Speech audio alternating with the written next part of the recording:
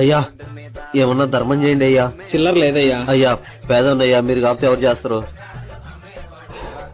దా వచ్చి కూర్చో.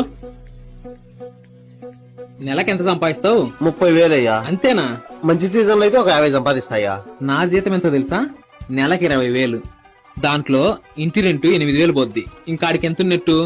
12,000 అయ్యా. దాంట్లో టీవీ రీఛార్జ్ కి, సెల్లు రీఛార్జ్ కి, గ్యాస్ బిల్లుకి ఒక 2,000 పోద్ది. ఇంకాడికి ఎంత ఉన్నట్టు? 10,000 అయ్యా.